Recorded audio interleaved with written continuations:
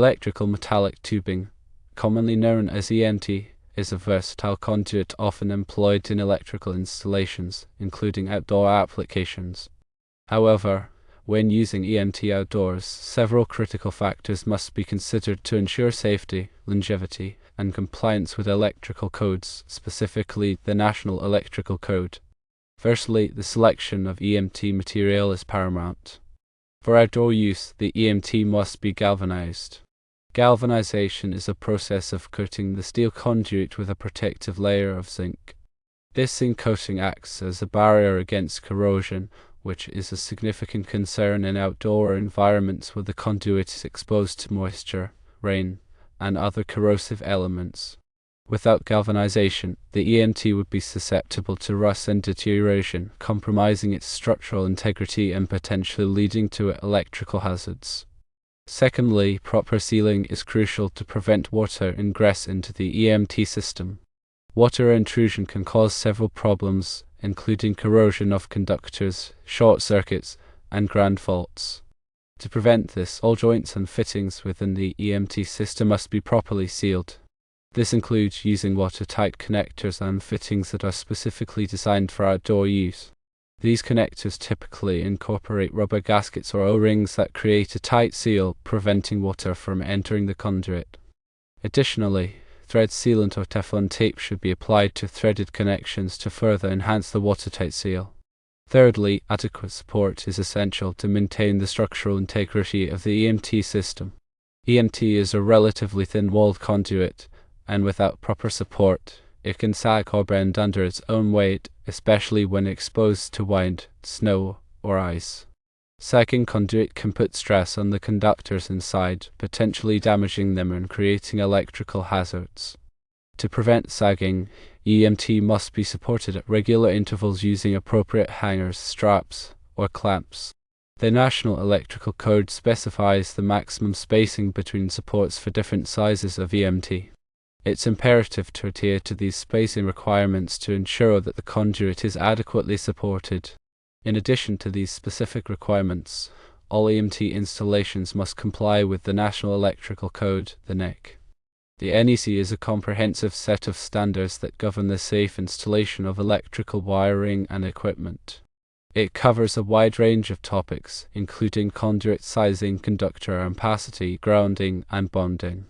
Before commencing any EMT installation, it's essential to familiarize oneself with the relevant sections of the NEC and to ensure that the installation complies with all applicable requirements. Consider some additional factors for successful outdoor EMT installations. One should choose the correct size of EMT. The size of EMT required depends on the number and size of conductors that will be installed inside. The NEC provides tables that specify the maximum number of conductors that can be installed in different sizes of EMT. It's essential to consult these tables to ensure that the EMT is adequately sized for the intended application. Another point is to use the correct type of fittings. A variety of fittings are available for use with EMT, including connectors, couplings, elbows, and straps. It's essential to choose the correct type of fitting for each application. For example, watertight connectors should be used in outdoor locations to prevent water from entering the conduit. Also, consider grounding and bonding. Grounding and bonding are essential for electrical safety. Grounding provides a path for fault current to flow back to the source, tripping a circuit breaker or fuse and preventing electrical shock. Bonding connects all metal parts of the electrical system together, ensuring that they are at the same electrical potential. The NEC specifies the requirements for grounding and bonding EMT systems. It's essential to follow these requirements to ensure electrical safety. Another important thing to know is to protect the EMT from physical damage. EMT is a relatively thin-walled conduit and can be easily damaged by physical impact. In locations where the EMT is exposed to physical damage, it should be protected by a barrier or enclosure. For example, EMT that is installed near a driveway or loading dock should be protected by bollards or other barriers. Another thing is to inspect the EMT regularly. EMT systems should be inspected regularly to ensure that they are in good condition. Inspect the conduit for signs of corrosion, damage, or loose fittings. If any problems are found, they should be corrected immediately. Outdoor electrical installations are subjected to a wide array of environmental factors. These conditions can greatly influence the performance and longevity of the EMT conduit system. Understanding these factors and implementing appropriate protective measures is crucial for ensuring a safe and reliable electrical installation. One important factor is temperature variations. Outdoor EMT systems are exposed to a wide range of temperatures, from scorching summer heat to freezing winter cold. These temperature variations can cause the EMT to expand and contract, which can put stress on the joints and fittings. Over time, this stress can lead to leaks and other problems.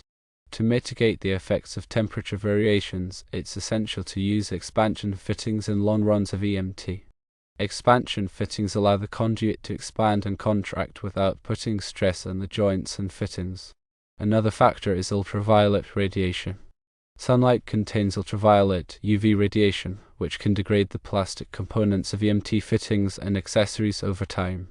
This degradation can cause the fittings to become brittle and crack, compromising their ability to seal out water.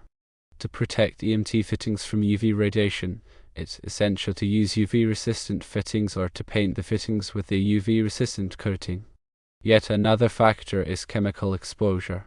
Outdoor EMT systems may be exposed to a variety of chemicals such as fertilizers, pesticides, and cleaning agents.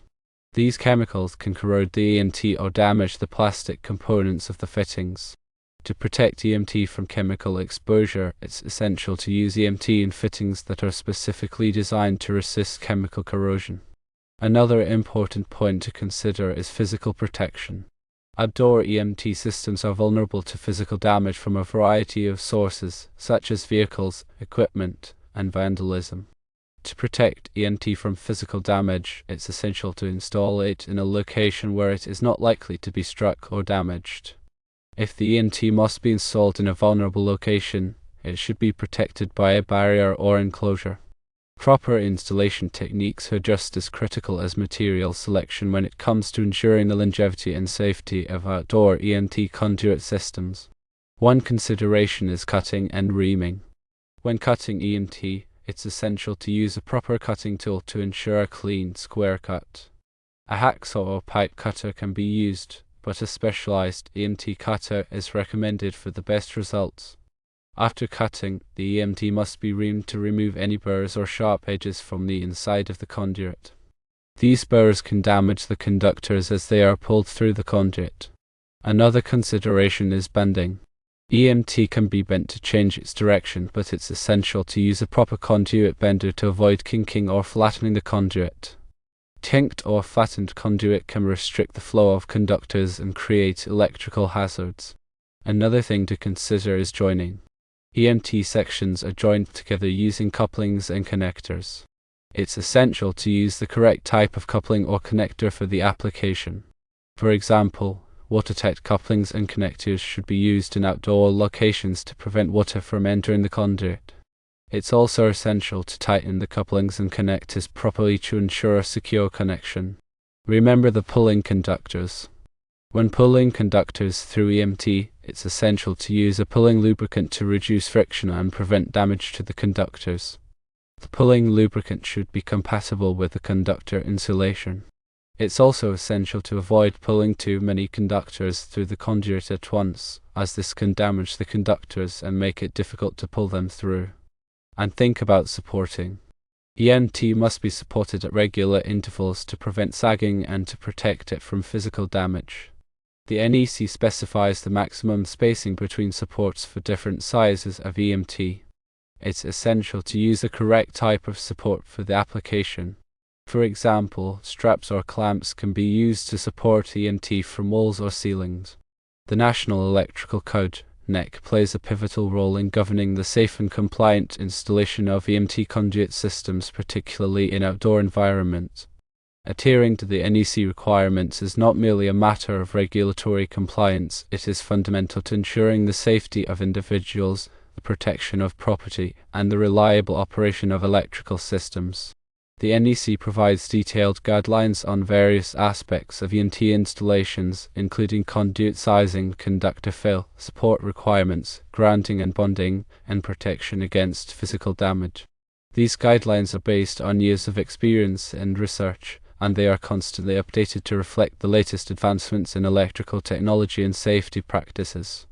One of the most important aspects of the NEC is its emphasis on proper grounding and bonding. Grounding provides a path for fault current to flow back to the source, tripping a circuit breaker or fuse and preventing electrical shock. Bonding connects all metal parts of the electrical system together, ensuring that they are at the same electrical potential. The NEC specifies the requirements for grounding and bonding EMT systems in Article 250. Another important aspect of the NEC is its requirements for conductor fill. Conductor fill refers to the amount of space that conductors occupy inside a conduit. The NEC limits the conductor fill to prevent overheating and to make it easier to pull conductors through the conduit. The NEC specifies the maximum conductor fill for different sizes of EMT in Chapter 9, Table 1. The NEC also provides guidelines on the proper support of EMT. The NEC specifies the maximum spacing between supports for different sizes of EMT in Section 358.30. It's essential to adhere to these spacing requirements to prevent sagging and to protect the EMT from physical damage. In addition to these specific requirements, the NEC also contains general requirements that apply to all electrical installations. These requirements cover topics such as workmanship, labeling, and access. Before commencing any EMT installation, it's essential to familiarize oneself with the relevant sections of the NEC and to ensure that the installation complies with all applicable requirements. If you are not comfortable installing EMT outdoors, you should hire a qualified electrician to do the job for you. A qualified electrician has the knowledge, skills, and experience necessary to install EMT safely and in accordance with the NEC.